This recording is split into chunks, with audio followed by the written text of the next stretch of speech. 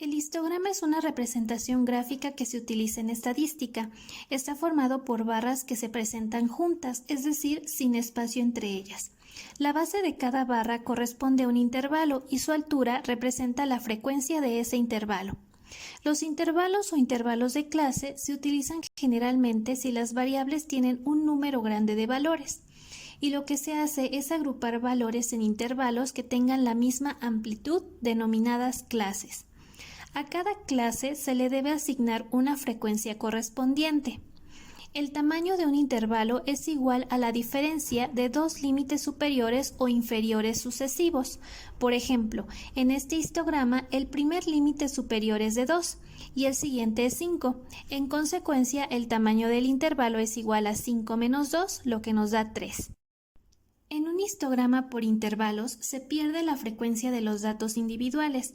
Además, no es posible realizar operaciones aritméticas con intervalos. En su lugar, debemos de obtener el punto medio de cada intervalo, y a este se le conoce como marca de clase. El punto medio de un intervalo se calcula de la siguiente manera. La marca de clase va a ser igual al límite superior más el límite inferior sobre 2. Por ejemplo, en nuestro histograma, si tomamos el primer intervalo y restamos el límite superior, que es 2, menos su límite inferior, que es 0, y lo dividimos entre 2, obtenemos que la marca de clase es 1 y se cumple para cualquier intervalo. Ahora vamos a ver cómo construir una tabla con intervalos de clase. El primer paso es, dados los datos, obtener el rango. Es decir, elegimos el valor más pequeño y el valor más grande y lo restamos. Entonces, para estos datos, 48 menos 3 es igual a 45, que es nuestro rango. Ahora lo que hacemos es aumentar un poco la cantidad, ya que recordemos que tenemos un dato que vale 48. Así que para que esté dentro de nuestros intervalos, vamos a aumentar nuestra cantidad a 50. Ahora elegimos el número de intervalos que queremos. Por ejemplo, si quisiéramos 5 intervalos, dividimos 50 entre 5 y obtenemos 10, lo que representa la amplitud de cada intervalo. Así, el primero comenzaría de 0 a 10, luego de 10 a 20, de 20 a 30 y así sucesivamente. Ahora trazamos una tabla y formamos los intervalos. Nota que se escriben entre corchetes y llaves, lo que significa que el límite inferior de la clase debe de pertenecer al intervalo, pero el límite superior no pertenece al intervalo. Se cuenta para el siguiente, a excepción del último intervalo donde ambos límites pertenecen. Ahora en otra columna agregamos la marca de clase o el punto medio de cada intervalo, que como vimos se obtiene de restar el límite superior menos el límite inferior del intervalo y dividirlo entre 2.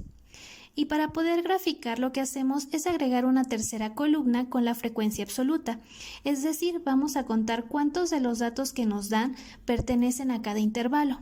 Por ejemplo, nota que en el intervalo de 10 a 20, si contamos todos los valores desde 10 hasta antes de 20, obtendremos que hay 6.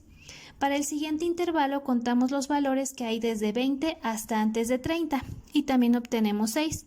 Y seguimos con este proceso para todos. Finalmente, con esta tabla realizamos nuestro histograma. Colocamos el título de nuestro gráfico y ahora colocamos nuestros valores de frecuencia en el eje vertical y nuestros intervalos en el eje horizontal. Y posteriormente, de acuerdo a nuestra tabla, dibujamos cada una de nuestras barras.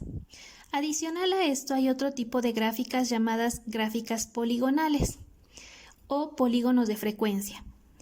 Estas son para datos agrupados en intervalos del mismo tamaño y se obtienen al unir mediante segmentos de recta los puntos medios consecutivos de los techos de nuestras barras del histograma. Por ejemplo, en nuestro ejercicio retomamos la gráfica y trazamos segmentos de recta uniendo cada punto medio partiendo del origen de coordenadas. Así, lo que era nuestro histograma se volvió una gráfica poligonal de frecuencias.